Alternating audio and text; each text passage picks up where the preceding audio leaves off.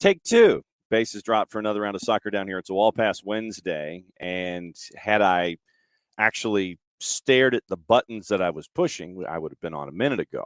But no, didn't hit the full order of things. And so I just was off and running. I literally was off and running for a good 35, 40 seconds and was hitting buttons. And here's Jared Smith, who is coming in on time because I came in late. Time's relative. Doesn't really matter anymore. The world ended a couple years ago, and time doesn't matter. No, well, I was just explaining once again. Yeah, well, I was just explaining once again that I hit the wrong sequence of buttons and thought I was live, and I just started blurting stuff out at 9:05, and then, you look at Twitch to see if everything is up and running, and it's not. And you're going, and it's not. What button did I not hit? Oh, the go live button. So once I finally hit the go live button, we're live this morning. All right. Jarrett there, John here. And since it's a Wall Pass Wednesday, obviously, welcome back, Will. And as always, thanks to all you guys for continuing to subscribe on Twitch as you do and putting up with me. Yeah, Will, well, let's see. Bayern has said that Sadio Mane injured his right fibula in the win over Bremen and will miss Saturday's game against Schalke. Further tests will follow in the coming days. Bayern say they are, quote, in contact with the medical staff of the Senegalese Football Association. So that's the first piece of news on a Wall Pass Wednesday. So once again, anything's on the table here in hour number one. Anticipating our Wednesdays with Dylan at 10 o'clock, and then we'll go over all of the stuff that is there for viewing and anticipating the roster release for the U.S. men's national team. Bart Keeler, I'm going to talk to your people so we can have you on the Thursday Power Hour tomorrow. We've already seen that Chris Richards will not be a part of the roster, which absolutely sucks. And we'll get into the discussions about who's in, who's out. We've heard that the three keepers are different individuals than a lot of folks might have initially anticipated, just at the tail end, not the full surprise. But a couple of pieces of news out of Major League Soccer to get into, some interest and some signings. But, Jarrett, what I wanted to do to kind of start things off on our opening kickoff, brought to us by our friends at Kickoff Coffee, kickoffcoffeeco.com. There's your QR code for those of you watching on Twitch. And use that QR code to use the code soccer down here 15. In addition, with that QR code, you get 15% off your kickoffcoffee.com purchases. And then they in turn take 10% rolled over into youth programs. Once again, very, very cool stuff from our friends at Kickoff Coffee, kickoffcoffeeco.com. Yesterday, Jeremy Filosa, who is one of the more plugged in dudes in the city of Montreal, gave us a little bit more background on why perhaps, yes, Will, for the moment. Will, that's the Roger Gonzalez right report, which is historically been hit or miss. Yeah. Hit and miss. So that's Roger. Hit and miss. Yes. Yeah, Roger's got some big firing arrows from horseback at full speed energy about him. Like when he hits, it's really cool, but when he misses, you're like, well, that's going to happen in that situation. Roger can be hit or miss, hit and miss, as John said. So yeah, that is the report so far, is that it's Horvath, Turner, and Sean Johnson. Yep. But Jeremy Filosa yesterday, we all were kind of surprised toward the end of the season when it was divulged, announced, put out into the ether that Columbus was chasing after Wilfried Nancy up in Montreal. Swear, like I said, he was my vote for Coach of the Year. I know I ended up being wrong, but nevertheless. Now we have some background as to perhaps why Wilfried Nancy might be leaving Montreal if he chooses to do so. And Jeremy produced a piece and talked to 8 individuals who requested anonymity for obvious reasons. And we now know the background / dust up between Joey Saputo and Wilfried Nancy, and why, Joey Saputo continues to do what he does, and Wilfried Nancy may continue to do what he does, just not in Montreal. So here's the deal. We were all shocked about the whole idea of like Columbus, Wilfred Nancy, what? Okay. July the 9th. And once again, these are 8 folks that spoke to Jeremy under the auspice of anonymity because of their current job positions. CF Montreal on July 9 hosts Kansas City at Stade Saputo. Impact then lost its last 2 games playing without Georgi Mihailovic, who'd been missing since mid-May. Team's record at the time was 9-7-2. Kyoto, and this is Jeremy's wording, Kyoto blundered in the center circle, leading to a silly goal where Roger Espinosa lobbed goalkeeper Sebastian Breza, who was tricked on the long shot. For the first time this season, Nancy is then questioned a lot about management, mainly of the goalkeepers. Breza then played every MLS match despite ups and downs performance. CF thus escapes a 3rd game in a row. After the loss, Joey Saputo, frustrated with the result, goes down to the locker room to speak to the players and or the coach. But at the door of the locker room, he comes up against Wilfred Nancy, who is insistent he clearly does not want the owner to enter. According to Filosa's information, the clash was intense. Bad words were exchanged. Literally, this is how it translated out. Bad words were exchanged on both sides during this confrontation, words that in many cases leave no room for turning back. According to certain rumors, which, however, we were unable to confirm, Saputo did not particularly appreciate the management of the goalkeepers. One thing remains, however, is that after this meeting, James Pantemis finally took over the position of number 1 goalkeeper. A few moments after the altercation, Saputo went back up to the 2nd floor, made his feelings known to the team president, Gabriel Gervais. Journalist Jean-Francois Teotonio from La Presse witnessed the scene, reported it in the newspaper. Saputo felt disrespected, challenged by his coach. After the incident, some players immediately thought it was the end of their coach. Either he was going to leave or he would be fired. None of that ultimately happened. What we are told is that Olivier Renard and Gabriel Gervais have spoken with the most important members of the group of players to ask for their support to get through the difficult situation. Nancy was even considering leaving the ship at that precise moment, according to their information. After discussing it with some players and with management, he decides to stay, but on 2 conditions. 1, there will be no contractual discussions for the rest of the year. Everything must remain confidential, which Renard and Gervais accepted in order to keep their coach in place. The team only lost 1 game in the second half of the season. Players rallied to their coach. And so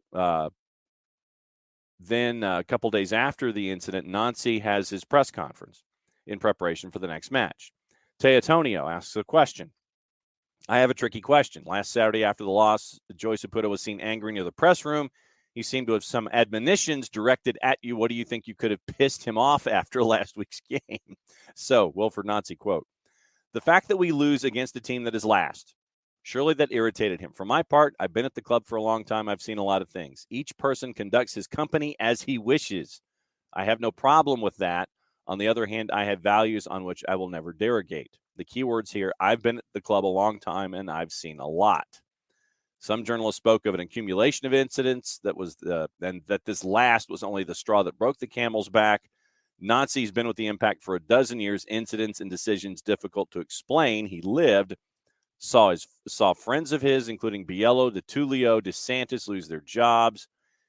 And so here's how Jeremy phrases this. Did Nancy smell hot soup then? Did he tell himself the same fate might befall him? He had better be the master of his own destiny. So even before the clash, Saputo, the coach, had also appointed a new agent, Ron Waxman. Senior member of the organization told us if Waxman's his agent, I'm not surprised the situation is complicated. Waxman will use all the tricks of the trade to achieve his ends. Did Nancy already have in mind the idea of jumping ship, or did he just want to make sure his next contract was maximized? Rumors are circulating to the effect that Nancy would pocket a salary significantly lower than the average in Major League Soccer.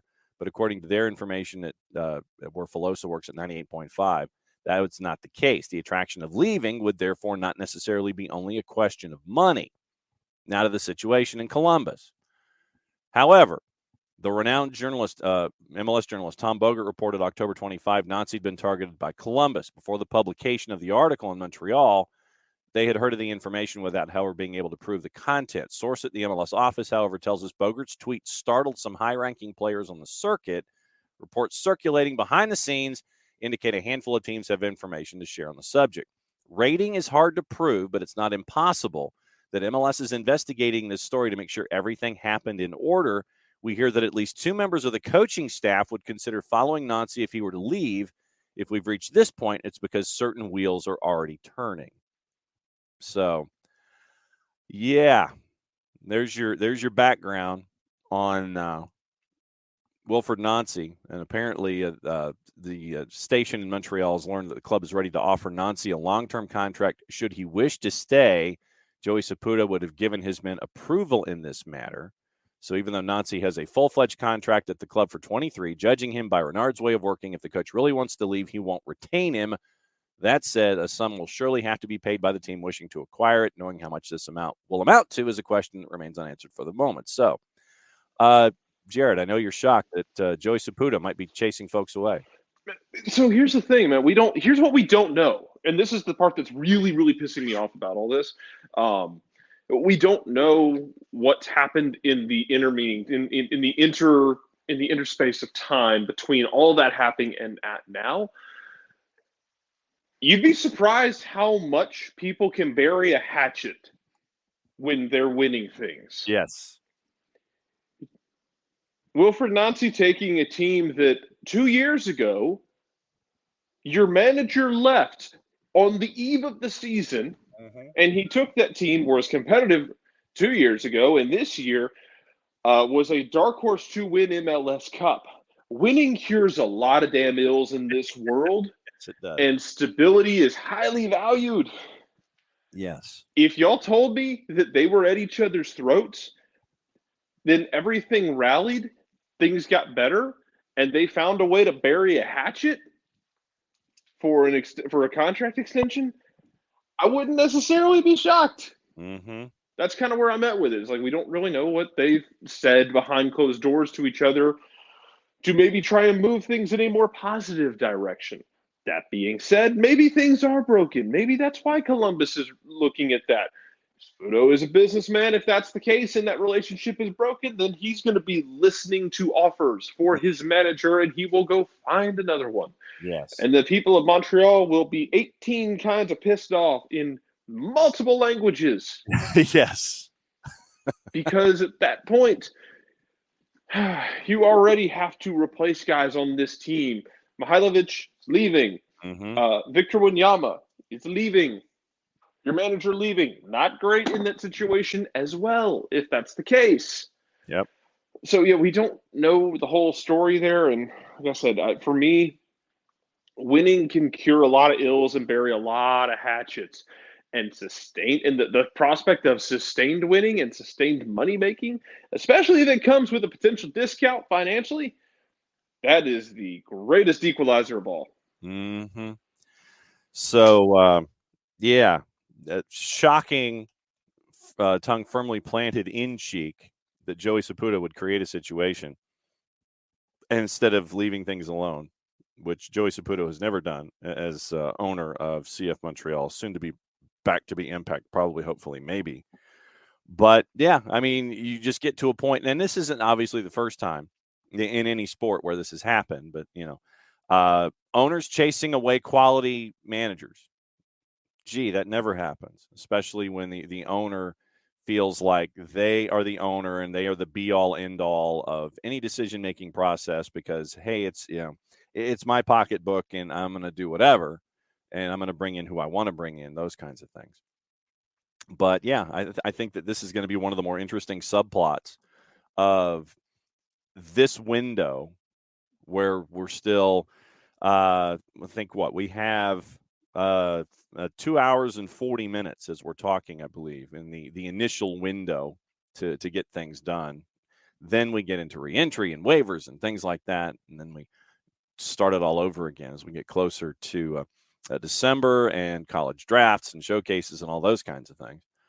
But, yeah, I mean, not the first time, but it was interesting to me. And once again, like I said, Jeremy's one of the most plugged in dudes in the city of Montreal. And the fact that they I don't mean to question Jeremy on any of this. No, not at all. It's hard for anyone at times to get the answer behind closed doors, Yeah. And the fact that they got 8 folks to talk, even if it was anonymously because they're, in fear of their jobs, understandably so. But yeah, so now we have the background as to why I feel like Paul Harvey almost right now, where we saw that initial bolo of Columbus and Wilfred Nancy, and we were like, what? And then so quoting Paul Harvey, and now you know the rest of the story, at least in bits and pieces. So keep an eye on that.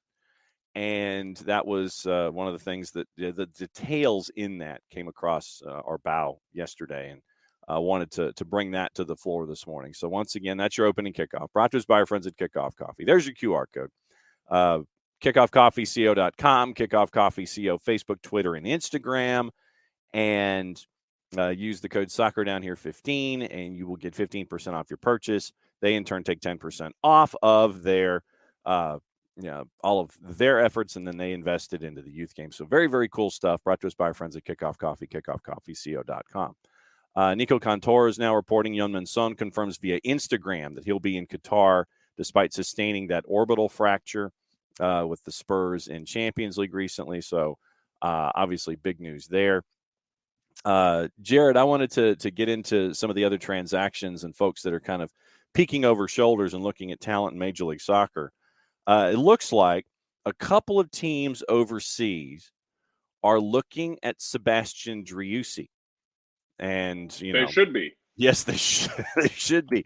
Manuel Veth came up, and as a part of all of his scouring the planet for information, started yesterday. Nico Cantor, 3 Premier League teams interested in Austin's Sebastian Driussi, one of which is Leeds United, per a source.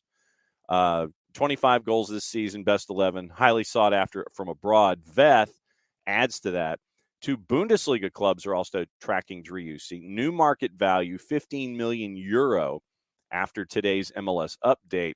One to watch. So could you imagine Jesse Marsch with Sebastian Driussi added to all of that firepower in the Premier League? Just saying, just to put it out there. It'd be impressive. I mean, you look at what they've done so far, and then everybody sits there. Wasn't he in Russia? Yeah, Zenit. Yeah, he was at Zenit. Yeah, he was at Zenit. He was at Zenit. Then he didn't, like, when he came here, like, there were rumors that it was linked to Atlanta. He lands in Austin, and I never got a clear answer on that, because it's so hard, man. It's so hard to kind of pick through that. Whenever somebody from another country gets linked here, it is such an easy layup for how can we phrase this one? A less than reputable source. Yes. To link someone to, like, an Atlanta or an LA or a New York. It's such an easy layup. If you see someone linked to one of the bigger teams, it's like, well, that's just a really easy, like, we're going to grab a name out of a hat. It's 2004, so we're just going to say Manchester United, that sort of thing. Yeah. Ends up in Austin, lights it up, was the best player who didn't win MVP this year. Mm-hmm. And I think if you did the MVP vote after the playoffs and included playoff play, he might have snuck it on Hani Mukhtar. That's not to say that Hani Mukhtar was not deserving. He was incredibly deserving. Yep. But yeah, man, this is what guys are looking at, man. I mean, it's not just guys coming out of South America using MLS to springboard. Guys who are already there in Europe can hard reset here and then find their way back in a situation that suits them better. Wouldn't be surprised if Cucho's in this conversation in a year or two out of Columbus. Mm-hmm. So the numbers for Driussi, youth, excuse me, his youth time was at River Plate. Then he had 4 seasons at River, 67 matches, 21 goals. So basically 1/3 of the time. Then 4 seasons at Zenit, and for his time at Zenit, it was 95 matches and 21 goals. Then his time in Austin, 51 appearances, 27 goals. And so Driussi obviously being looked at. And the thing is, Driussi, to get away from Zenit, bought out the remaining year of his deal and left them. And then literally 3 days later shows up in Austin as a designated player. So you've got a guy like Driussi, and, you look at what Leeds United has been doing, and I know that Jesse Marsch drives a lot of folks crazy. I know he does. And especially overseas, because, we can get into the whole stereotype of, the American manager in the English game, he obviously doesn't know what he's doing. Yeah, and that's another show. Legitimately, that is an entirely other show, or at least several segments of one. But the players love Jesse Marsch, and Leeds can be 8th in chances created, not put the ball in the back of the net. Not that's obviously Jesse Marsch's fault. But right now, 12th. I mean, you say that as if we don't literally have that situation in Atlanta right now. So yeah, y'all want to start finding parallels. Mm-hmm. I don't need to get a drug sniffing dog after that. No, Leeds whatever. No, Leeds has won their last 2 in a row. They're 12th in the table right now at 15 points. And Mexico, by the way, would like to have that conversation too, because there have been a couple of games where Mexico has created chance after chance under Tata Martino, and they just basically refuse to score goals. Yes. That part's honestly kind of funny at times. I mean, yeah, and then like I said, I want to see what this team looks like as they head to Qatar. I still need to talk to Bart's people about having Bart on tomorrow because of what we're staring at with the U.S. men's national team.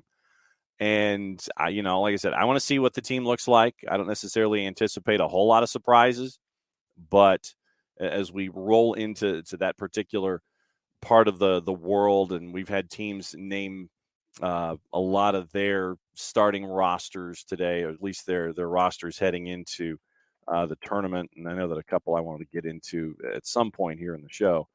But, you're just kind of looking at the hot hands, and you're looking at guys that regardless of where they seem to be plying their trade, they can get the job done. And as it just so happens, Leeds United is looking at Major League Soccer again, because you've seen Tyler Adams, you've seen Brendan Aronson, you've got Jack Harrison, who is a part of the NYC system. And whether the hardcore Premier League fan recognizes it or not, you've got Premier League teams, specifically one, that are going to Major League Soccer to look for their talent. So here's the thing, and it's not just Leeds. I mean, it's great that they're doing this, but this is a place that everybody should be looking for talent, and not even just like the transition talent of like the Miguel Almirons of the world, or other guys who are using MLS as a holdover stop to make that jump to the next level. It's not even just those guys coming out of MLS. Like, you can find guys, and you're going to find value. You're going to. We talk about this all the time with England. Look at the amount of money that gets thrown around between English clubs when they buy players between each other. Yeah, that's ridiculous. Like, it's like 40, 50 million for a guy who's a good player, but a role player. Yeah. Whereas if you can go to MLS and spend a couple million to get somebody, and it doesn't just have to be England, it can be other countries over in Europe, but you don't have to just look at the transitional talent that's using MLS as a stepping stool. Look at what MLS grows in and of itself. And we've started seeing clubs in Italy buying up, Brian Reynolds getting bought up, even though that seems like it might have been a little jumpy of the gun. Yeah. You've seen more and more clubs being able to sell those players to Europe, and it's the clubs here are getting good to decent money for those players, but it's good value for the European clubs. And then, if worst case scenario, you can look at it as an MLS club, say, look, okay, we're going to sell to you. We're not going to make as much, but we're going to put a sell on this because we believe in this player. And then when you sell him on, you are going to kick some of that back to us because we are going to maintain some of the pass. Yep. Because remember, folks, it's never a real thing until the pass is underway. Yes. And I mean, and that should be the cycle that we recognize when it comes. Kefsi's right about Reynolds. Reynolds isn't a black and white situation like that. He's right. It's a complicated one. In the same sense that like Bellows is complicated. Like he wanted to go to Armenia Bielefeld, and he got there.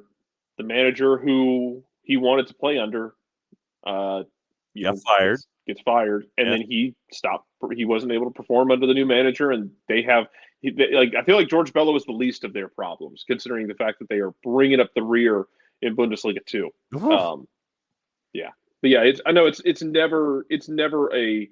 Kefsi's right. It's never a black and white situation. There's always little bits of gray here and there. Yeah, I mean, with Bello, I think it was Bruges and Bielefeld. He wanted to go to Bielefeld. He goes to Bielefeld, has a cup of coffee. Manager gets fired. New manager comes in, doesn't think that Bello integrates into his plans. Bielefeld gets relegated, which makes things worse. And I know that Bernd has been discussing this. I think that the guy that would be in Bello's place is a journeyman in his mid-30s right now, who is taking over that position for George Bello. And now Bello, as you said, Bielefeld, bottom of Bundesliga B, and they could get sent to the National League if things continue. And so it's just been A, B, C, D, E, where George Bello is concerned, and Arminia Bielefeld. And, you have these kinds of situations. But to the economics of the whole thing, you've got Major League Soccer looking to growth markets to bring talent in.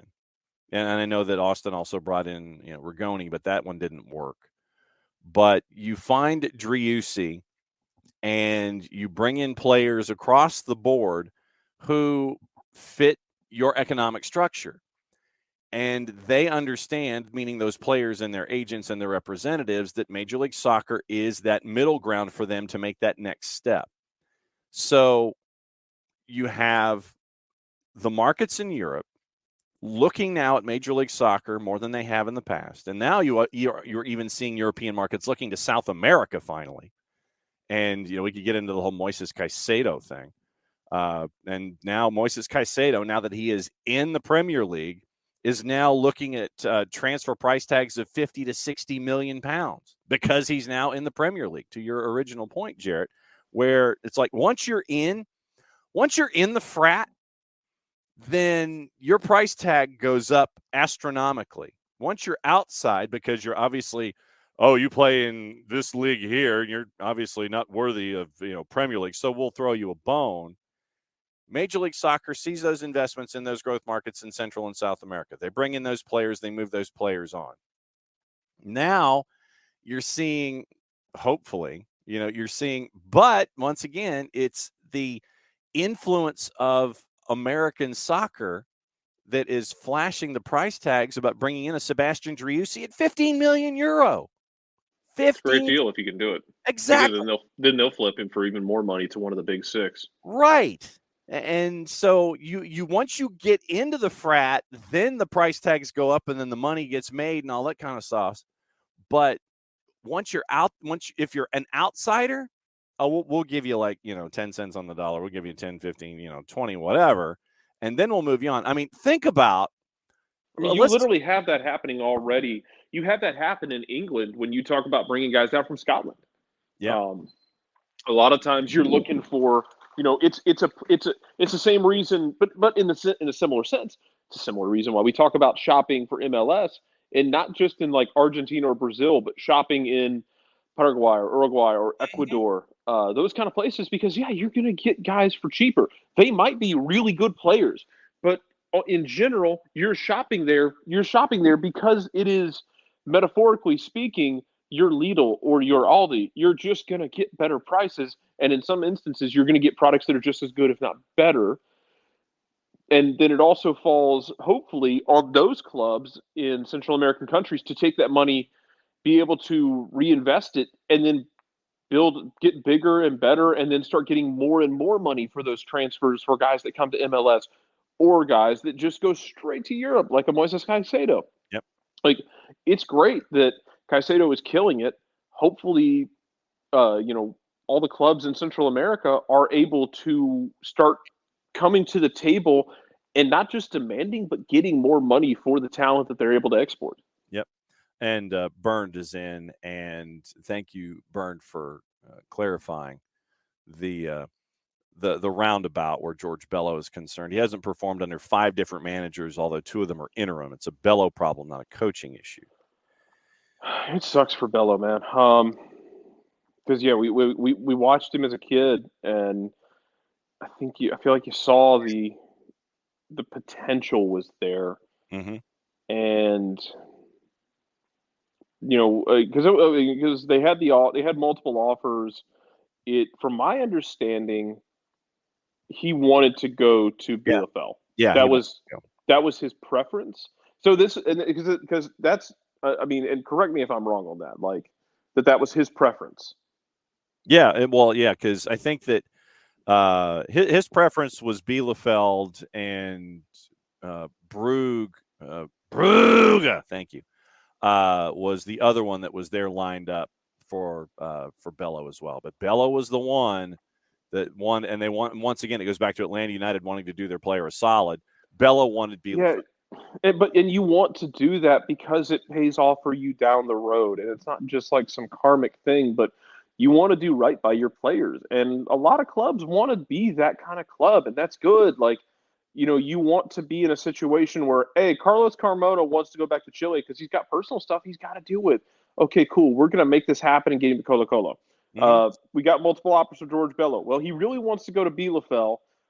Okay, Bielefeld, up your offer just a little bit so we can at least stay in the competitive range, and then you get him over there. Yeah. Because that was the confusing thing for me when all this was going down. Of when, because it was talking about if what he turned down and what he didn't turn down financially. Yeah. Because that was my understanding, was that it wasn't a matter of them basically just saying no to the bigger money. It was his preference. Yeah. Let's see. And Yeah, he was linked to. Well, I think he was Circle linked to Bruges. both Bruges clubs at one point. Thank you. I forget. I get my Bruges confused, Burn. So, whichever Bruges it was, Circle Bruges, or not Club, Yeah. not Club Brugge. So yes, one of those that I do the foghorn for was where he was linked. So I will defer in that particular element. Venezia with the Serie B discussion is next to last in Serie B. Are they? Yes. Jesus, I didn't realize it was that grim over there already. Yeah, 9 points in their first 12 matches. They are next to last in Serie B. Wow. I feel like everybody. So this is the danger of something like that, because I feel like everybody just basically they were everybody's flavor of the week for a while. Mm-hmm. Yeah. Yeah. The problem with being a flavor of the week is eventually you stop being a flavor of the week, and then you have to deal with the reality. Yeah. And I feel like they did a poor job of that. Like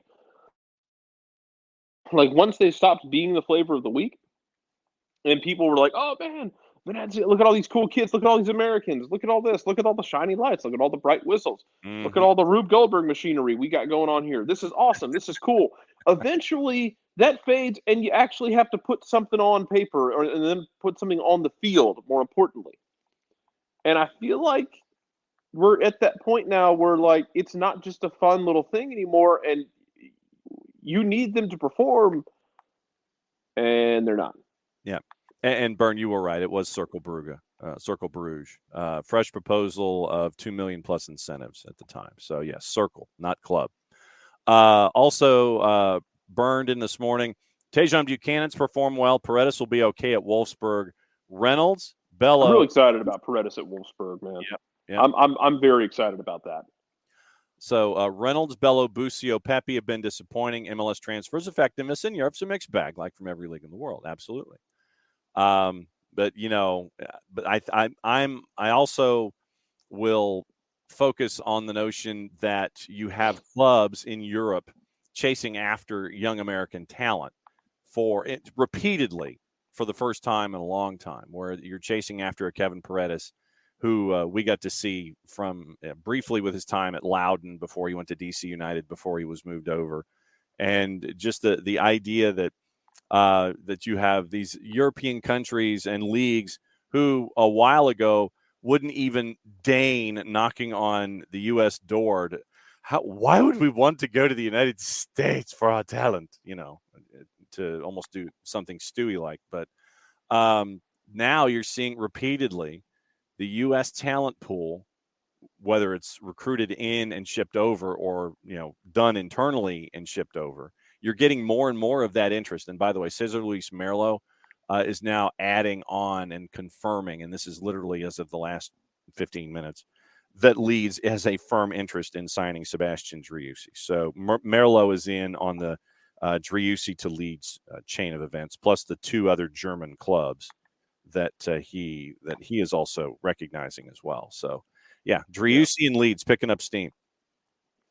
Let's see if it goes. I mean, and then it falls on Austin to replace an MVP caliber player, which is, I mean, that's the way it works, because that's the way it goes. I mean, I keep waiting for someone to call about Hany Mukhtar. Yeah, I know. Give him the chance to go home. Yeah, we'll see what happens. Yeah. So, Bern, let me ask you this. Bern, this is question to the floor. Would Hany Mukhtar fly in the Bundesliga? If he had the chance to go home and play national, put him in the right system. Yeah, that's what I'm saying. Would he fly in the Bundesliga as a success? Shooter misses Tejan Buchanan because of how he improved. But and I, what I wonder, kind of since we're on this particular conversation here in a Wall Pass Wednesday, how do you think? All right, so Miggy, let's get into the Miguel Almiron discussion here a little bit. I too would like to talk about players that this league still undervalues. And I will say this: Shooter is going off on the Reds in their roster. Miguel Almiron, we go back to the time when he was transferred over, biggest transfer, in the history of the league. And Steve Bruce, I will always have Steve Bruce in my head, not knowing what to do with Miguel Almiron. Eddie Howe comes in, find something to do with Miguel Almiron, and now you see the player that was here with Atlanta United thriving in a system where he's actually doing what he knows what to do, as opposed to Steve Bruce, who, God bless him, he's a lifer. No. He's a lifer in that league, but he's one of the more frustrating guys because you don't know, really. I mean, you don't know what Steve Bruce brings to the table as a manager, other than the fact that he knows folks. Because, I mean, I wanted to dig this up. Teams managed by Steve Bruce, no doubt that for the 20 years that he was a player, 737 games, 81 goals scored. Teams managed Sheffield United for a year, Huddersfield Town for a year, Wigan, Crystal Palace, Birmingham City, all in the same year. Birmingham City for 6, Wigan for 2, Sunderland for 2, Hull City for 4, Aston Villa for 2, Sheffield Wednesday for part of a year, Newcastle for almost 2.5 or 1.5 years, and then now West Brom, who is fighting for their lives at the bottom of the championship right now. Left the role after 8 months in West Brom. So he left the role, came in February, 8 + 2 is 10. So he left it last month. So, I mean, great that you've managed over 1,000 matches in your time.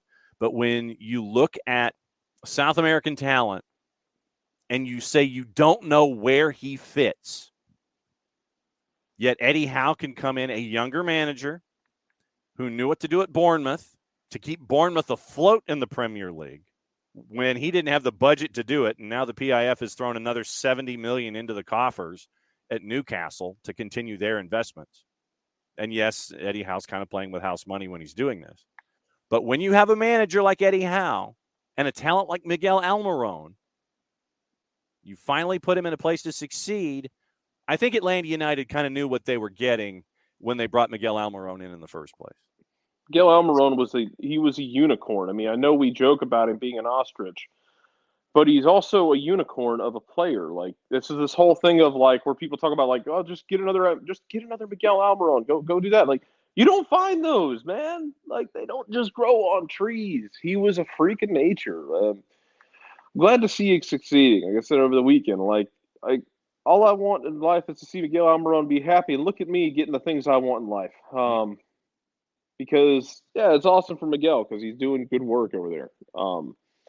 going to play himself into another big move if he's not careful. I know Newcastle fancies itself with all their money now as like one of the big spending clubs and one of the power clubs. Yeah. But come on, man, there are still destinations beyond Newcastle. Like they did not automatically just jump into the top of the ladder all like just magically overnight. So Yeah. we'll see what happens. Mm.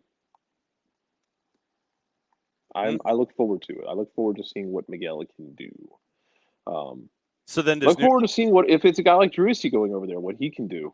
We've seen flashes of some of these guys, and mm-hmm. there is that excitement of you want to see guys do really well. Cool. That's Emilio, man. I got thoughts on Dan Reeves. They're actually generally positive because the man was followed by Jim Mora Jr. Mm-hmm. Who like, by the way, he has Connecticut like on the precipice of being a functioning football team, which is the weirdest thing I've ever seen. Like, physically hurts me to think about. But Mm-hmm. oh man, because I still think that Dan Reeves wasn't a bad choice to be Mike Vick's first coach. Yeah. Dan Reeves was older. I had the same issues with Dean Pease now, who's the defensive coordinator for Atlanta, where I'm like,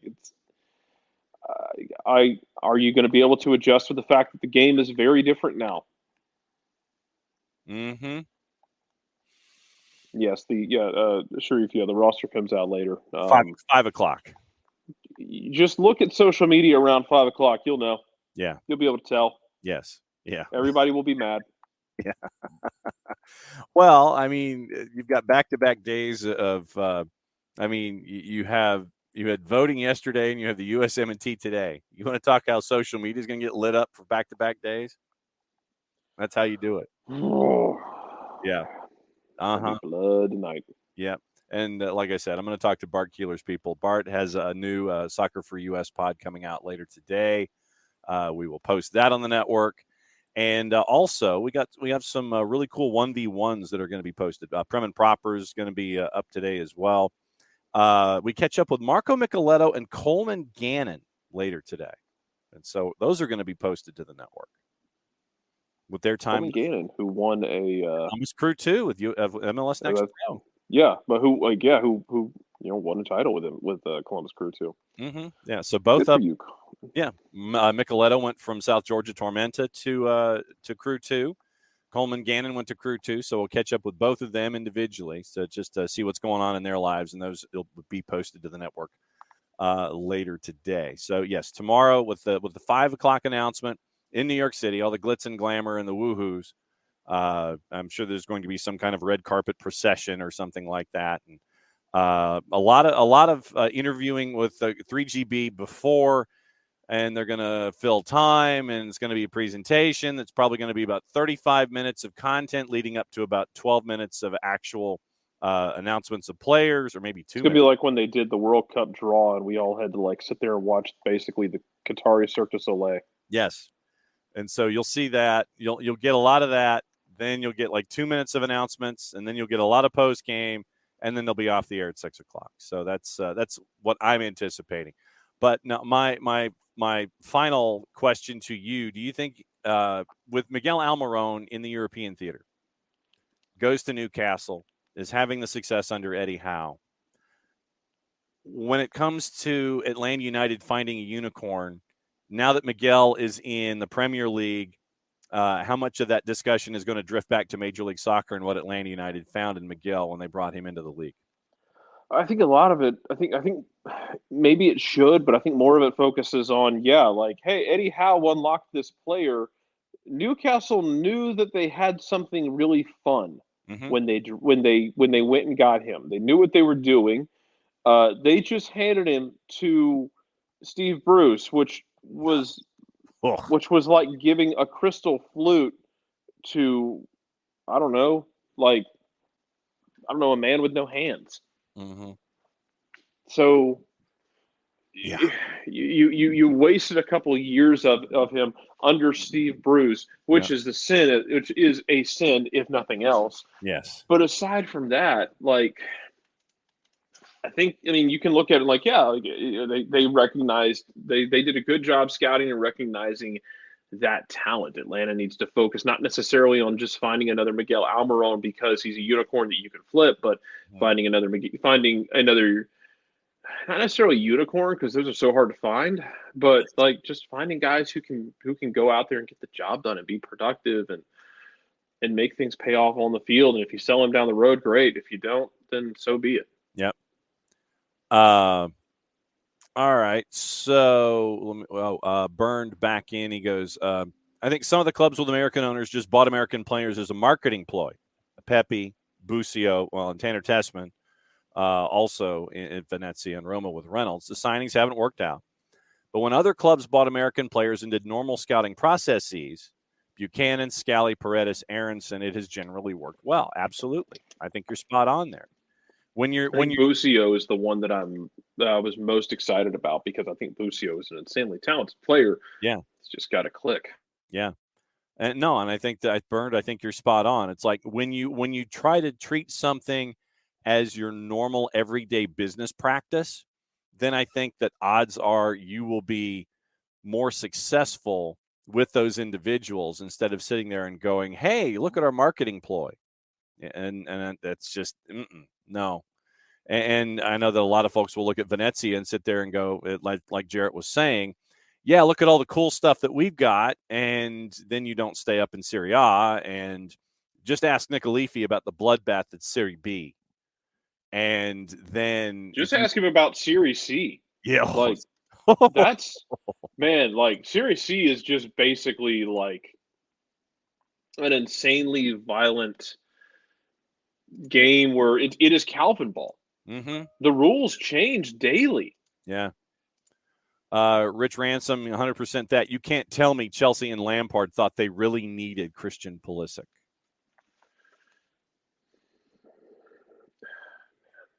Yeah. Christian, that's another segment entirely. Yeah, and he's more valuable to them as a backup and a depth piece than he is probably as a starter to some other places. So they're not going to sell him for loss of money, but it's going to be a matter of he's going to have to produce when he gets the chance, and it's tough when if you're a guy, like some guys are like that, like some guys are rhythm guys. Like you have to have rhythm. Like I was to cross sports for a second, I was that way as a pitcher. Like funny and like it was weird enough. Like I threw better if I threw like an extended bullpen the day before. I needed to be in a rhythm.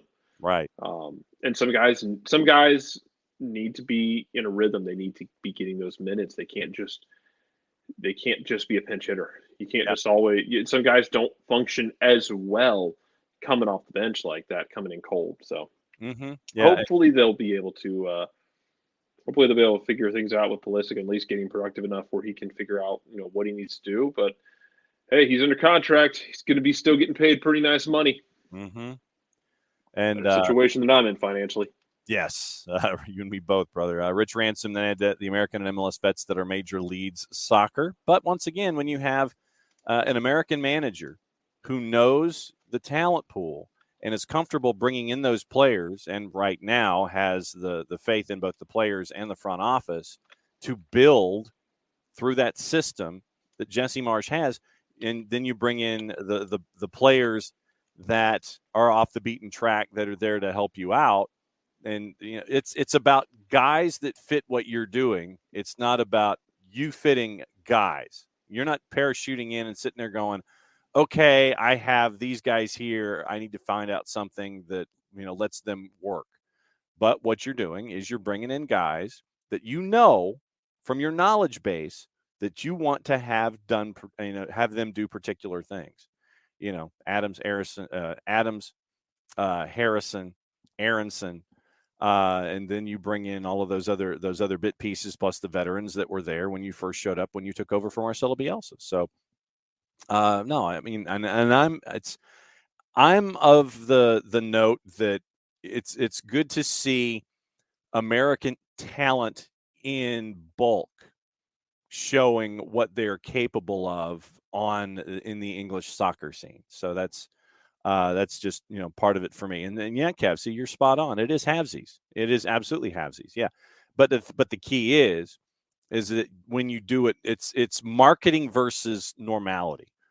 And if you're trying to bring in a shiny object to sit there and say, hey, look what we've done to try to draw eyeballs in, and it doesn't work, and it's not fitting a philosophy and it's not working on the field, then that's an issue. Where Leeds is, faith is there, system is there, pieces are there, and it just so happens that those pieces are American players. And, to Burns' point, Tejon Buchanan, Joe Scally, Kevin Paredes, you're sitting there and it's like, I have a growing market in the United States. I can bring in a guy who's very, very young, who fits what I want, and it's good for me economically. And then once again, it can be good for me economically if this individual continues to grow and I can sell him on to his next place. I mean, Kevin Paredes, get him into his early 20s. Hopefully you will have sold him on and made a nice little profit on him at the same time. And then once again, you sit there, you reinvest, you bring in the next guy, and your cycle continues. And you're seeing more and more teams understand that in Major League Soccer now too, that you bring in growth talent, sell them on, reinvest, find growth talent, sell them on, reinvest. So there you go. Anything else for me? Yeah, I was going to say Sergio Santos signed with FC Cincinnati for an incredible amount of money yesterday. Oh, fair enough. So there you go. There you go. So we will see you on Friday, sir. Sounds good. All right.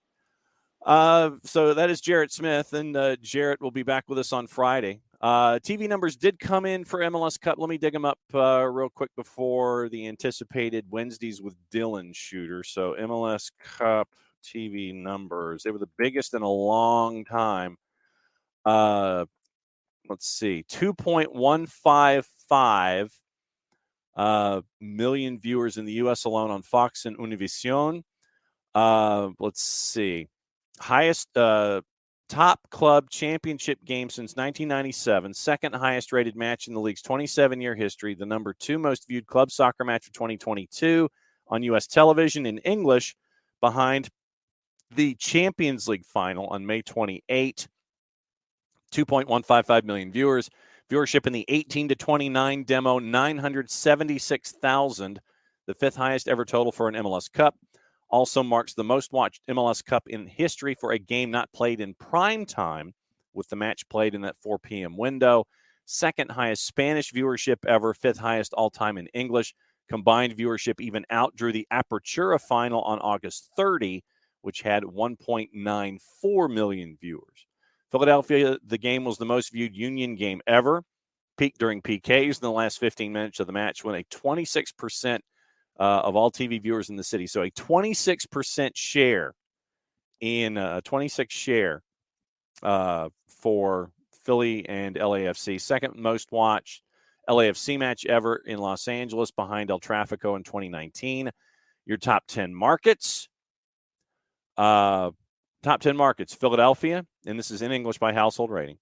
So a 4.78 and a 26 was what you got. 4.78 rating with a 26 share at the peak. Houston, Portland, Austin, LA, KC, Indy, Cincy, Salt Lake City, Dallas, Fort Worth. Top 10 markets in Spanish: LA, Houston, San Antonio, Dallas, Fort Worth, Chicago, Miami, Fort Lauderdale, San Francisco, Oakland, San Jose, which is a tri-market, Denver, Phoenix, Sacramento, Stockton, Modesto. Sacramento is also a tri-market. Sacramento, Stockton, Modesto. Digitally, MLSsoccer.com had their highest traffic day since 2017. Now on Twitter, hashtag MLS Cup peaked at number 1 Twitter worldwide, including Canada, U.S., Mexico, and the U.K. Most discussed moment in MLS on social channels since 2020 was the Bale goal. Not surprisingly, the biggest sales day ever in MLSstore.com, following LAFC's first ever MLS Cup title. That comes to us from our friends at boardroom.tv. So now that we are at 10 o'clock, time for me to read the promo. And let me test the music once again and come up with a level that's not distorting me or blowing anything out. So what did we say? 20? So 23, 20. Oh, all right, 20. All right, so there's 20. Here's your music. And here's your promo. Road to free, clean, fresh air, one place you need to go. It's a Lemonize service. QR code over my left shoulder. For those of you watching on Twitch, deodorized enclosed spaces like houses, apartments, and condos, they've created a customized solution that eliminizes all organic odors, including those like pet, cigarettes, and food. Realtors and property managers use a Lemonize service to eliminate bad odors to help them accelerate their homes that much faster. Turnkey process, we like that. Makes it easy to work with realtors and property managers. Kind of the environment, we like that too. Offering a green way to go about getting rid of odors without any kind of toxic residue whatsoever. Different than Febreze or any other masking agent that you have either above you in the cupboard or below your sink, because when you reach above you in the cupboard or below the sink, you spray that masking agent in the air. All you're doing is masking the odor. That's why they call it a masking agent. Not attacking the odor all the way down to the molecule like the Lemonize does with their proven scientific formula. Pricing easy, one of two ways. Cubic feet or parts per million come up with a price that's affordable for you, offering results in 24 hours or less. Any questions frequently asked or otherwise, go to the website. This is where I grab my pen. Lemonize.com, but do us a favor, add /Atlanta after the .com so they know what part of the world that you are asking them to help you with your problems are. So it's ELIMINIZE.com/Atlanta, Lemonize.com/Atlanta. For odor-free, clean, fresh air, Lemonize service, proud sponsor of everything SDH. So was that distorted? Let me know. Now it's time to bring in Dylan Butler. There's Dylan Butler. What's up? How was your playoff action on the weekend? Pretty amazing, actually. So do tell, sir. Do tell. So, Chaminade, Kellenberg, they have the same religious order, so kind of like a brotherhood rivalry type of a situation between those two. It was a game that a lot of people were hoping would happen. They didn't play during the regular season. So there was anticipation for the potential matchup, and then the matchup came, and it was even better than anticipated. Packed house at the stadium. It came down to this. It was Chaminade with like a 2nd and 7 trailing. What was the score? 17-13 with 9 seconds left in the fourth quarter at the Kellenberg 20. Oh, wow. Okay. Quarterback rolls out, nothing left. His primary or his main receiver double covered, rolls it to the right, slings it, finds Pat Bruno for his lone reception of the game. At the 3, he goes towards the corner, dives towards the end zone.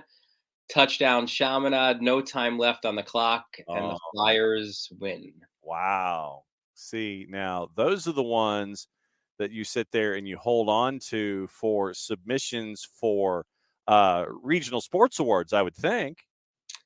Yeah, for sure. I have I don't know how I could even get you that call, but I do have it was tweeted out. Okay. See, now you've got me intrigued as a fellow high school I think you'll like the call. I think you would like it. Okay. Let me see if I can somehow get that to you. So, great game, great ending. The funny thing about Pat Bruno is he doesn't get a lot of targets. But like 2 of Chaminade's biggest wins this year, he's had the winning touchdown. So, pretty crazy. Maybe get Pat Bruno the ball a little bit more. But that was so here's the thing, right? Like that was Saturday going into MLS Cup. That's like how crazy that was. Do I just send this to you in the chat? Is that how I would do this? Yeah, you just sit there, send the link in the chat. Yeah, just cut, paste, copy, and dive in. Yeah, there it is. All right, so private chat. Okay, Varsity Media. There it is. All right, so I'm going to listen to that once this is over. So go. If there was a way to even play it for the public, I don't think there is, though, right? Can you? Yeah, well, there is, but what? Right. But the thing is that I would end up with my voice distorted for some strange reason. I heard that on the ad. Yeah. So that was weird, and so we're having. I'm wagging my finger at StreamYard, and they're sitting there going, "Well, is your computer close to your head end? You know, those kinds of things." And I'm like, "Yes, it's happening in separate elements. So this is a quirk in your system that you please need to address. Yeah. But no, what we'll do is we'll play it for everybody tomorrow. We'll do that. We'll play the call for everybody tomorrow with Dylan Butler going berserk on a play-by-play call. So you go from a buzzer beater, yep, to another buzzer beater, and all right. So I'm just going to skip like the first 60 minutes and go to the second 60. Nothing to see here. Nothing to see here. It's like over here. I mean, it was what we anticipated. Philly was going to frustrate the ever-loving hell out of them. We did get the early card from Ismail Elfath, but he tried to manage the game where you wouldn't have cards dictate who would be hanging around for a final. When all hell started breaking loose with set pieces, what was going through your mind? Well, from the person working the desk, my initial thought was, cool, a winner. Like I didn't care where it came from. So I was like, great, Philly broke the deadlock. Awesome, right? Like, what a great story. Jack Elliott's the MVP. What are all our storylines? We don't have to worry about extra time. And then that didn't, obviously happen. So. Didn't have to worry about extra time. But then honestly, well, like once you were there, like then it's just like, look, we're in it for the ride, right? Like we're in it for at least 30 minutes. So sit back and enjoy. It's not obviously, it's not golden goal or things like that. So at that point, it's just like, all right, let's be entertained, and we certainly were. Well, and I mean, you sit there. I mean, Jack Elliott had a hell of a game. Yeah. And you're sitting there and thinking, okay, maybe Elliott is going to be your MVP. Then everything had that score held up, he was the MVP. And you had all of the craziness involving Maxime Crépeau, yeah, and McCarthy, and I give Fox a lot of credit for not wanting to sit there and dive into a replay. Do something Zapruder-ish, down into the left. But then you bring in McCarthy, and the Philly guy, went to school in Philly, went to university in Philly, was a part of the system in Philly, goes up against his old team. You can't, this is almost John Scottish in the NHL All-Star game, where you have somebody coming out of right field and going front and center, and you can't write this ish any better at points, I think. And it's it's a script in Hollywood that I'm not sure it would get greenlit, right? Because you'd be like, come on, we're gonna expect this to be the case, but yeah, no, yeah, and you know what? We glossed over the Bale goal, right? Which was incredible. I'm working in time. I'm going in time forward. Yeah, right. But yeah, and to McCarthy, yeah, look, former Union guy that lifelong sort of backup guy, right? Did get some starting minutes at Miami for a little bit. Obviously that changed. Signs a 1-year deal out at LAFC, obviously to be the backup. Very much was the backup, had one regular season game, one Leagues Cup showcase match as well, and thrust into the spotlight, right? Incredible. I mean, the whole, as you said, right? If you I think the whole match itself was riveting, right? But like if you take out, like you mentioned, the first 60 minutes and you go for the last 60 plus, really, because of the Crépeau injury, now it's like almost 130 minutes, right? Yeah. Then PK's like, credit to like Stu Holden right after it, like it and Alexi Lalas, like best MLS Cup match ever, and you could argue the greatest MLS match ever, right? Because of the drama. Now, I will say, at least for me, the best regular season match that I have ever been to Mhm. was that old Galaxy. It was Beckham's first trip to the Meadowlands. Yeah. If you remember that one, it was like 5-4, I think, with the Red Bulls, where Josie scores, Juan Pablo Angel scores, Beckham scores. He shushes the crowd. There's like 60,000 people there. That was amazing. That was incredible stuff. But obviously, that was just for 3 points. This was for so much more. So Yeah. And now, so when Bale comes in, I mean, I think at least this time, perhaps Carlos Vela shook Steve Cherundolo's hand on the way out. yes. Did you have the vibe when Bale came in that it was going to come down to a Bale moment? Well, just because it was like, well, everything else has happened, so it may as well just come down to Gareth Bale. Did you have that vibe? No, obviously after it happens, then you start to think back. Oh yeah, right. He's that guy in these moments. But because he's been such a non-factor for them, no, right? Like you figure if he gets a half a chance or a touch on the ball, maybe he just squanders it, right? Or it's a kick that goes awry, or he just never gets the touch because they tackle him. So no, I wasn't, right, because he hasn't shown that for LAFC. Yeah. Until the biggest moment in the club's history. Yeah, until. And then you get into PKs, and McCarthy's been subbed in before Yep. to be that PK specialist. And in the order, coming out of the blocks, it looked like Teo wanted nothing to do with it. It really did. He just had that look on his. He had that holy bleep moment on his face, or the O bleep or the O-ish moment. That he just did not. He looked like he had something bad at halftime. It was like the banana that they gave him and the peanut butter and jelly sandwich did not mix, and he did not look like he wanted to be there. And you're sitting there going, okay, all right, we see what's going on. But then Gazdag slips. And this goes to that script that you're talking about. Everything there, it's like you get a lead off and you're thinking, okay, it's Phillies. And then Philly has a moment where Gazdag sends it over to the Coliseum where everybody's parked. And then it's McCarthy and just the back and forth. Yeah, I don't think that this script would get greenlit under any circumstance.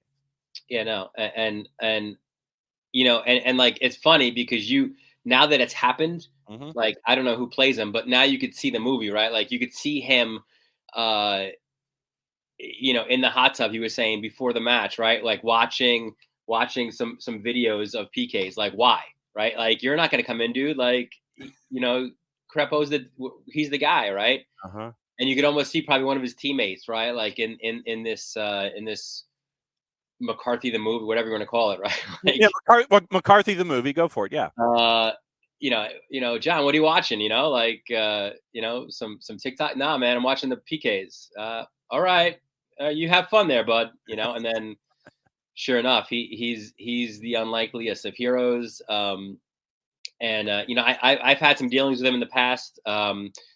It's so easy to root for him, right? Like he's such a fun guy. And then even in the post match, right? Like his press conference, like there's really no filter. He is who he is. He's real, right? Like I didn't even know what he was eating, but he was like, sorry guys, I'm hungry. He talked about how Ilya scared the ish out of him. Scared the ish out of him, no doubt. Didn't realize it was the end of it. Talked about how he was a goofy kid from Philly, like just awesome stuff. Well, and then on the field where Crepeau, I guess, is in the ambulance and they're FaceTiming with him from the field and everybody's getting to share that moment with Crepeau as he's in the ambulance heading to the hospital. Yeah, and McCarthy was asked, like, what did you say to him? He's like, or what did he say to you? He's like, I couldn't hear him. Sorry, he's like, sorry, I didn't hear him. I mean, because I remember everything outbound because I remember that one piece of video where everybody is just sitting there and they're going to Crepeau and it's like, well, I love you, I love you, man. I love you, man. You had all of that kind of that oneness there. When from 30,000 feet, when you look at this season for Major League Soccer, what do you think outside of the wildest MLS Cup and one of the Yeah. most viewed, greatest games ever in the history of the league. When you look at this season, what are your takeaways? I think you could argue it was the best in league's history. I mean, just from a championship perspective, right? Like MLS finally, got through in the Champions League, right? Like, and that goes back obviously, to kind of the start of this season where Seattle somehow wins it, right? And there were great runs before that. I would make the argument that NYCFC at the time, had they not lost to Seattle, I think they would have maybe been that team to win it. I think they were that good at that portion of the season, and then there's so many great storylines throughout the year, right? Like, you had your transfer rumors and then huge names leaving, right? Like led by Matt Turner, of course, going to Arsenal, and then a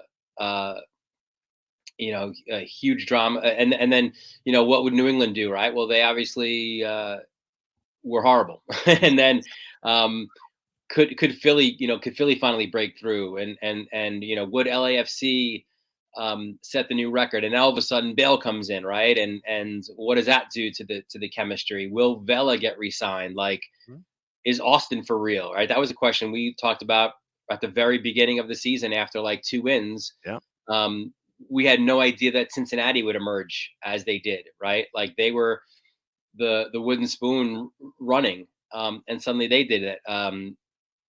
We saw Higuain go from a guy who was relegated to the bench and not happy about it to carrying Inter Miami on his back and them getting into the playoffs. So, I feel like, and that's just, I think there's so many more storylines, obviously, but those are some of the biggest that kind of flash back to mind. And I can't say, I would dare someone to say that there was a point in the season where you were like, man, this is just dragging, because it didn't, right? Like, it was every week there was something else that felt like another big storyline emerged, another big game to look forward to. So, yeah, I mean, you sit there and you look at that LAFC and the conversations from. Oh, by the way, who's the mug today? Is it your Yankees mug or?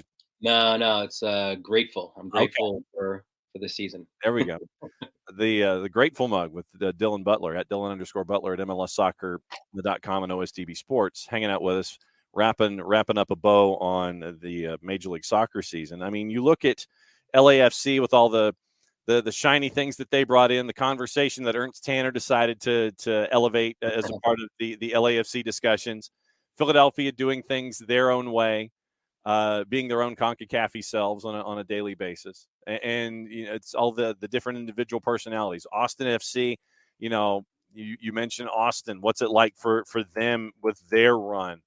And Montreal, even, right? I didn't even talk about them, but they emerged as a huge team. But now, I mean, they lose Mihailovic. Yeah. I thought that Wilfred Nancy should have been the coach of the year. I voted for him for that. He did an incredible job with them as well. They got back into the conversation. We saw the moves that Toronto made. We did. That energized them, right? It didn't get into the playoffs, but I think it brought some hope back into that fan base. So we saw, Joseph Martinez just knock over a whole bunch of chicken and rice and beans, and if I'm in that locker room, I'm probably fighting him for that. It's like, dude, I'm hungry. The match just ended. Dude, I wasn't done. Yeah. We did talk. We talked about the Jeremy Filosa story in hour number 1 with Wilfred Nancy and the behind the scenes with Joey Saputo. Does your gut tell you that he stays in Montreal if Joey lays off, or does he go to Columbus? What's your gut tell you?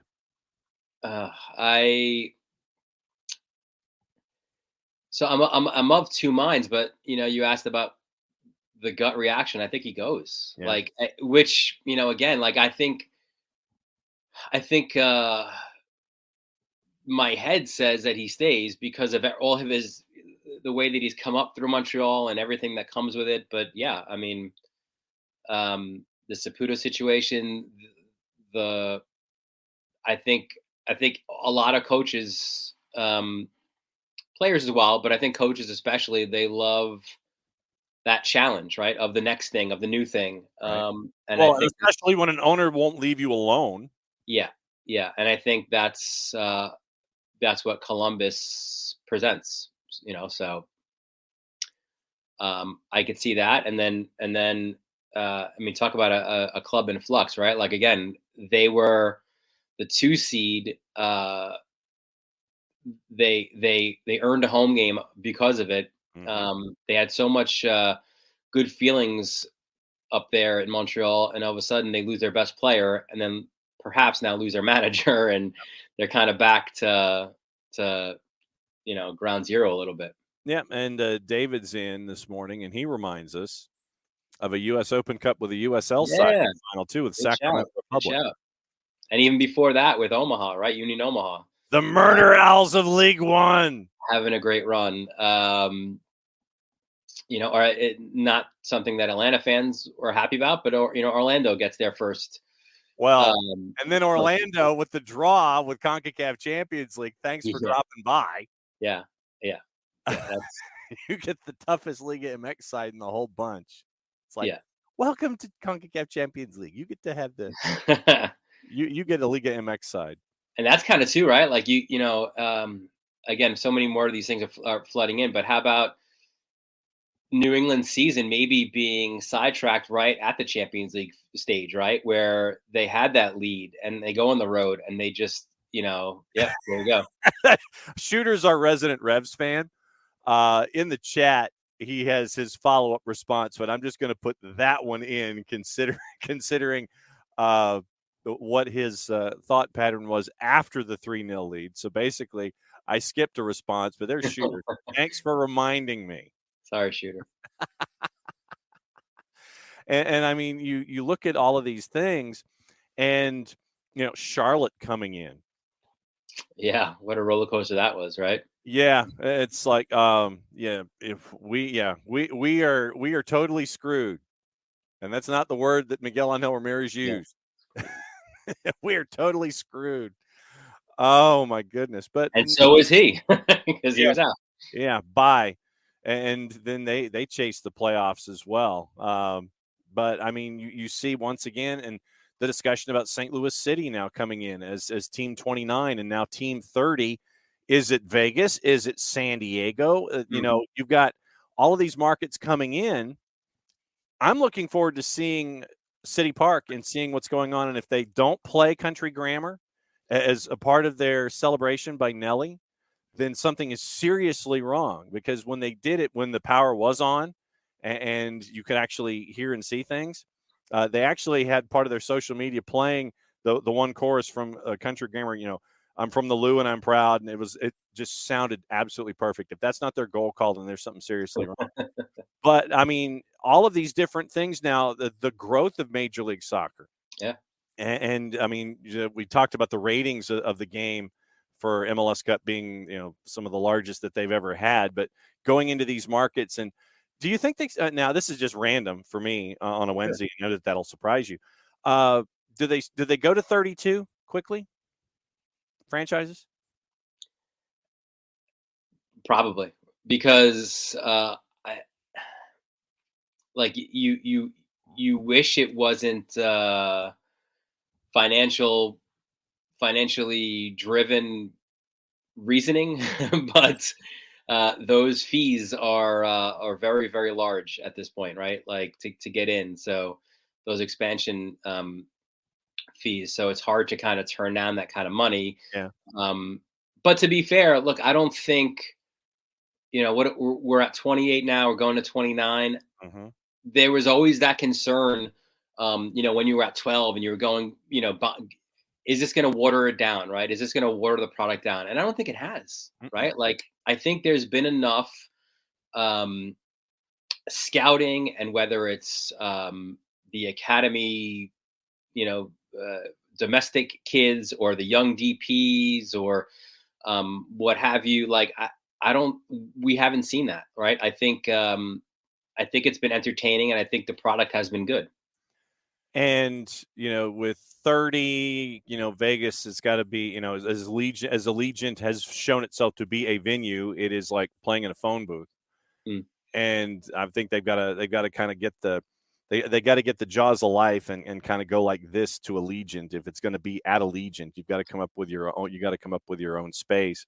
San Diego's not coming in. I wouldn't necessarily say out of lane 8, but I mean, they're coming in, and it sounds like they're serious. We've seen what goes on at Snapdragon with the Wave and the NWSL, and that the crowds are there, and the fact that you can get north of 20,000 in a stadium that seats 30, which I think is what you need at least right now for soccer specific in Major League Soccer. Where else do you think they should go?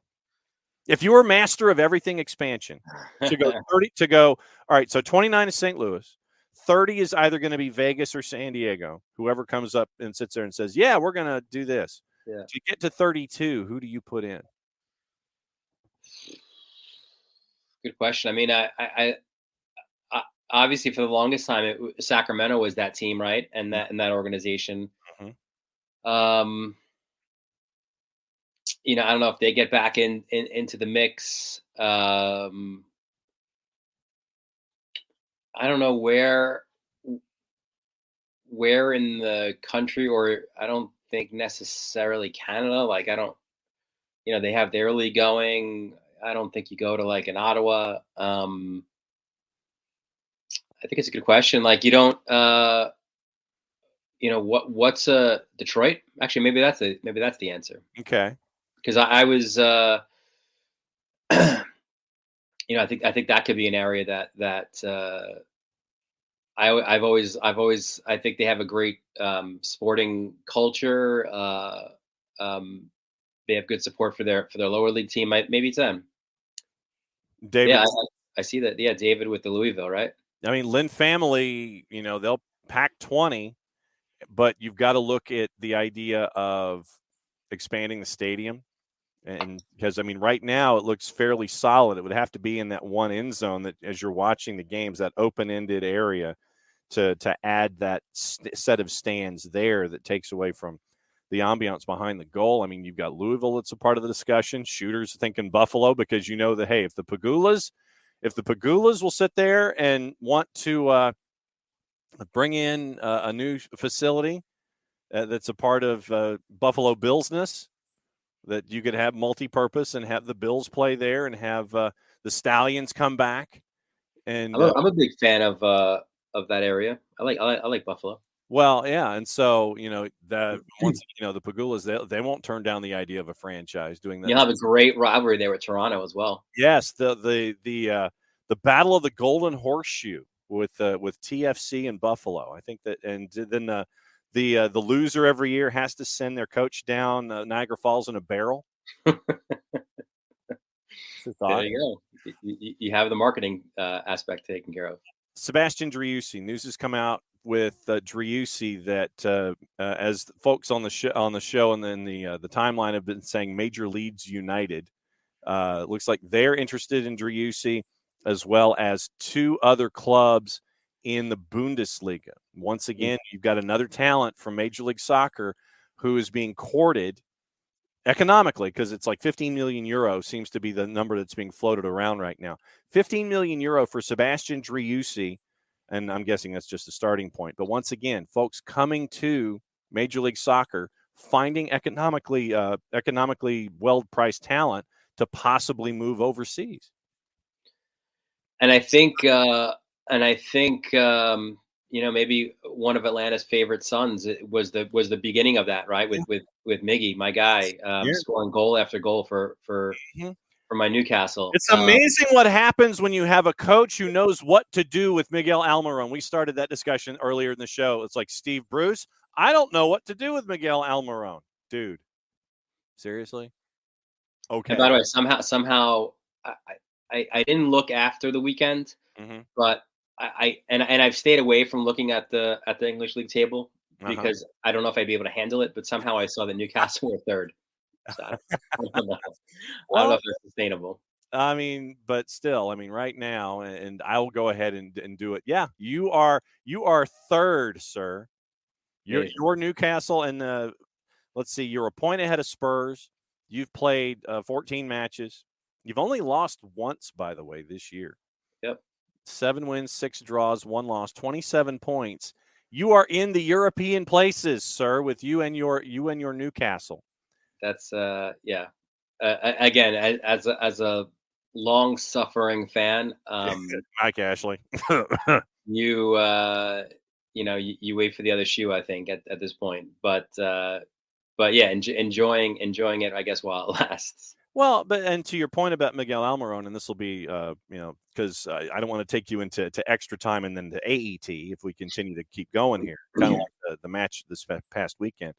But once again, you got Major League Soccer teams who have this cycle, who find that economic talent, whether it's in Central and South America, bring them up, have the player understand, you do well, you move on, and Miguel Almiron, I think, should be the poster child for that kind of behavior and that kind of economic activity for the league. And that goes into, once again, abolishing the salary cap and adding a fourth DP and all those kinds of things. But I think that seeing those Miguel Almiron type players should, wave a big flag and sit there and you go like this to a lot of folks in Major League Soccer. This is the kind of economics that you can do if you want to invest in a scouting system that can bring these kinds of players your way.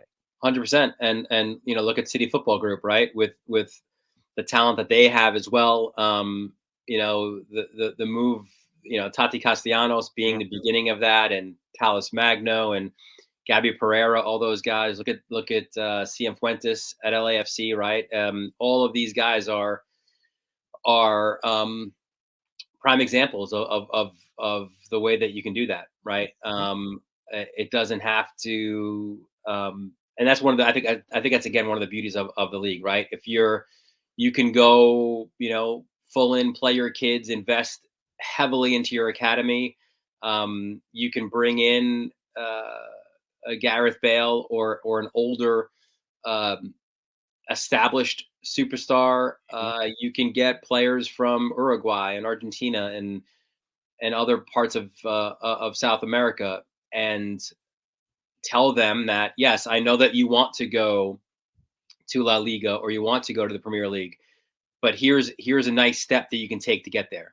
And you could do all three, right? If you're like an LAFC or if you're one of the more ambitious clubs in the league, so that the different pathways to success, I think, is another thing that makes this a super fun league to cover.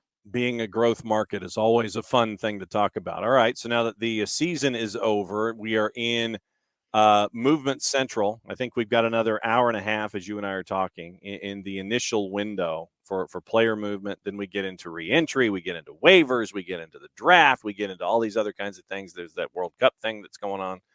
I didn't see, by the way, but I think, and maybe Shooter would love to hear this, but the rumors with Eric Williamson going to New England, I think that would be an amazing move for New England. Yeah, I've heard Eric. You get him with Polster and Heel. Like, what a midfield that is. Yeah, and I've heard Eric Williamson as being moved. I did not hear the New England part. Yeah. So Shooter admits, people are happy about that. Don't know much about Williamson. So how would you break down the kind of player that Eric Williamson is, and Shooter's of a mind that you've got to dump Gustavo Bo as well? I don't think, well, not to get this deal done, I don't think, but if you're talking in general moves, in general, of the off season, because I think Bo is limited in what he can do, right? Like in his effectiveness. But going back to Williamson, look, he was a guy. If he wasn't injured for a portion of the season, he would have very real consideration for this World Cup team, right? He's that good in that central midfield role. Like, think of like, he's not just a 6, like he's more of kind of an 8, think of almost like a Kellen Acosta type of a player. And again, you sit him next to Polster, and then obviously, Heel doesn't have to worry about any sort of defending, right? You have those two guys shuffling the ball from the back line up forward. I think it would be a terrific trio in the midfield for the Revs. but I think if you're, again, it's all rumor at this point. We have no idea what you have to give up to get him. Yeah.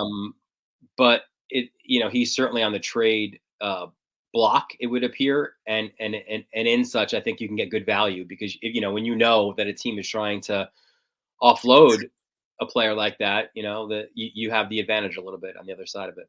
All right. So what are you up to now with the season over? Yeah, just relaxing. There's no soccer happening, right? So nothing whatsoever. Yeah, next big competition, we'll be all over that. For OSDB, I will this past Monday, did a bit of a fun dive into the greatest MLS Cup match ever, and all the storylines that we talked about. This Monday, I think it'll be about the U.S. roster, which is revealed today, right? A couple hours from now, 5 o'clock, I think it is. Yep, 5 o'clock. And then just World Cup coverage from there on the high school football front. Wrapping up, we've got semifinals coming up this weekend, scheduled for Friday, but there's talk of a storm coming through. That game might get moved to Saturday night, but it's Chaminade and St. Anthony's, which is one of the biggest rivalries in our region. So that should be fun. And then that's supposed to be Friday night, and then Saturday afternoon I have in the division just below that one, Holy Trinity taking on Fordham Prep. All of this will then go on to the championship Saturday, November 19th, where we have the triple header day, where it's 11, 2, and 5. Okay. 3 championship games there. So. Yep.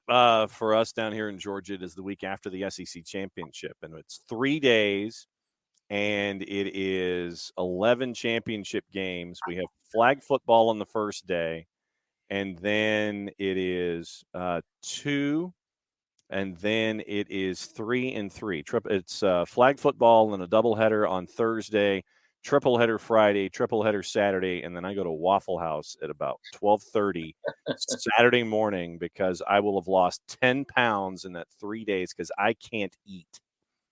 That's funny. You can't. It's hard to during a game. Well, and since I'm hosting the entire thing, yeah, I can't duck out and get a meal and then come back and then stand there because if you don't time it right, then there's problems. And so I literally power bar and kickstart my way through the entire weekend and then maybe eat back at the hotel before I crash and then have to wake up and go back too. So no, it is getting toward the end of the season. So obviously, Dylan, we will be knocking on your door as much as you will allow us to continue knocking on your door, because Wednesdays with Dylan is always fun to catch up with you with everything going on, and especially with that tournament coming up in short order. Thanks for coming on again. I know with MLS, there'll still be plenty to talk about. And now that I've taken you into AET, as I said, I wouldn't do. Enjoy the coffee out of the mug. Is that cup number 1 or 2, by the way? 2 and done. All right. I'm a 2 coffee guy. All right. So go enjoy the rest of your second cup, and we'll catch up with you next week, my friend. All right, John. All right, Dylan Butler from MLSsoccer.com, OSDB Sports. It's good to catch up with Dylan on Wednesdays with Dylan. We get to find out what mug he has. We get to talk high school sports, which is always fun. And having a golden ticket and having guys like Dylan come on every single week, it's always fun to get to pick his brain about things, and especially on a Wednesday where everything is all over the place. I know that surprises you. That Wall Pass Wednesdays are all over the place, and my brain just is scattered to the nether regions. So great to have Dylan on as always. All right, so let's get into the day and get into all of the activities. Fabrizio Romano has got a couple of squad announcements. The Swiss have named their squad, a couple of familiar names that came in, Granit Xhaka, Dennis Zakaria, Xherdan Shaqiri, so Fabian Schär once again. So no real surprises with the Swiss squad. Croatia announced their 26-man squad, and when you've got Luka Modric modeling the jersey, you know that he's a part of it. So it's Dejan Lovren, Josko Vardiol, Modric, Mateo Kovacic. You've got Perisic up top with Kramaric. and Zlatko Dalic is looking forward to having that group. Other news from Romano this morning, Olivier Giroud. Negotiations will take place on a new contract valid until June of 2024, one-year extension. Now he's going to focus on the World Cup and then time for a new deal with AC Milan. Also on the board this morning, we mentioned the injuries with Sadio Mane and Heung-min Son. Reece James, he came out with his own statement when the show started this morning, saying that he will not be a part of the England team at the World Cup. Good luck to the boys. I'll be back soon. Stay safe, and sending love is the tail end of that. Manchester United continuing to monitor Porto goalkeeper Diogo Costa. Dean Henderson's Manchester United future is in doubt. Currently, he's hanging out at Nottingham Forest, and he's trying to keep as many of the shots out of net as humanly possible. So you've got that. Real Madrid, PSG, and Chelsea front-runners pushing to sign Endrick out of Palmeiras. It'll happen soon. The release clause is €60 million. He would join in 2024. So you've got that this morning. Gossip, rumor, innuendo, all those kinds of things going on. And we will pursue Manchester City now. I feel like our national emergency involving Jude Bellingham changes on the day-to-day basis. Jude Bellingham now at Manchester City are the favorites to secure the signature of him, having held initial talks over a move. That's the 4-letter paper, so once again, take the information at your own peril. Chelsea have had meetings with Palmeiras about Endrick. Once again, there's your competition. Evening Standard, a bunch of other places. Newcastle have a clear run at signing summer target Yannick Carrasco in January, as Atletico Madrid are likely to sell the 29-year-old Belgian winger. That's from Mundo Deportivo. Tottenham looking to replace Hugo Lloris next summer. That's from Team Talk. Keen on Sporting Lisbon's 23-year-old English midfielder Marcus Edwards, who came through the youth ranks at Spurs. Manchester United have identified Eric Maxim Choupo-Moting as a replacement for Cristiano Ronaldo in January. British billionaire Sir Jim Ratcliffe's Ineos has ruled itself out of the running to buy Liverpool, as the business empire no longer sees value in buying a top Premier League team. That's from The Telegraph. Dubai International Capital are interested in the move to buy Liverpool, despite failing to finalize a deal 15 years ago. That's from Arabian Business. Conor McGregor says he's requested information about buying Liverpool. That's also from the 4-letter paper, so take that information at your own peril. Barcelona considering signing Wilfried Zaha. That's from Sport. Everton manager Frank Lampard keen on Luke Shaw, although the 27-year-old's hoping for a contract extension at Old Trafford. Shakhtar Donetsk and Ukraine winger Mikhailo Mudryk has held positive talks over a move to Arsenal in January. That's also from Fabrizio Romano. Juve set to compete with Barca to sign Jorginho, who's out of contract next summer. Manchester United have scouted Blackburn's striker Ben Brereton Diaz, although a lot of Premier League clubs are interested in Ben Brereton Diaz.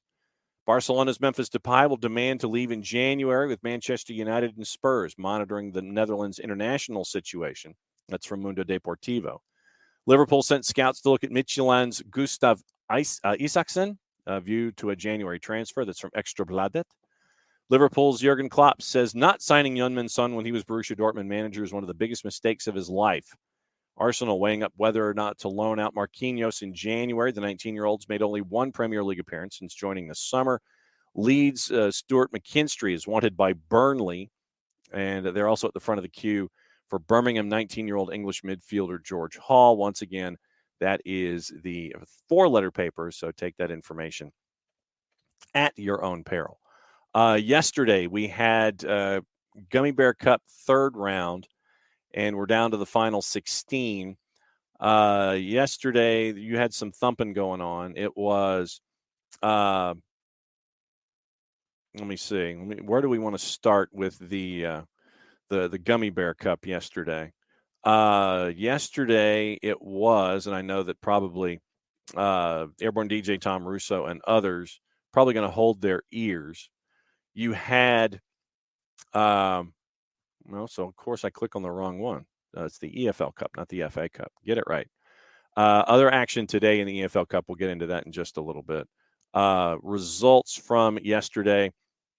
You had Bournemouth blowing out Everton by the score of 4-1 at a plus 192. Gillingham in the lower divisions knocks off Brentford and PKs.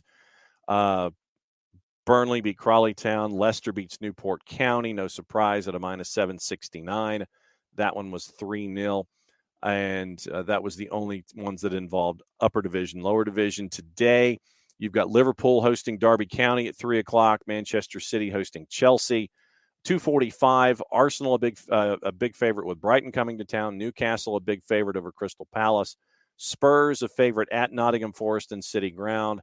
Southampton, favorite over Sheffield Wednesday at a -128. West Ham leading a favorite over Blackburn at a -278. Wolves a favorite at home at +127 as Leeds comes to visit.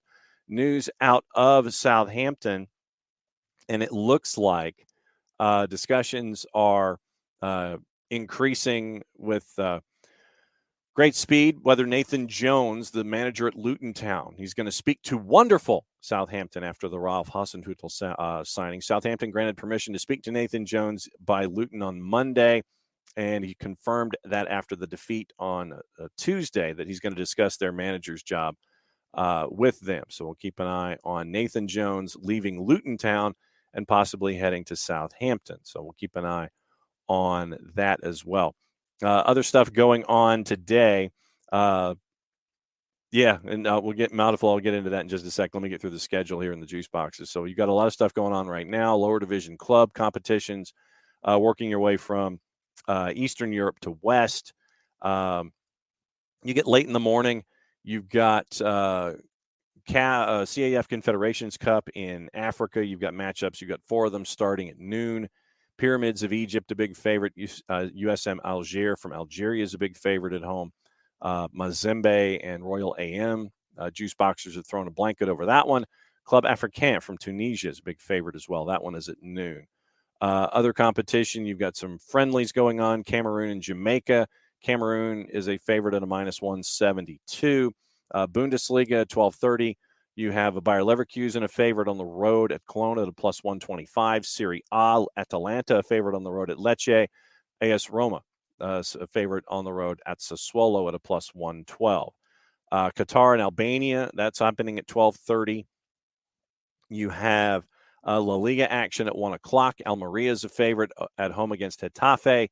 Sevilla at a +158 is a favorite at home against Real Sociedad. Also, zooming down the run, you've got more CAF Confederations Cup action at 2.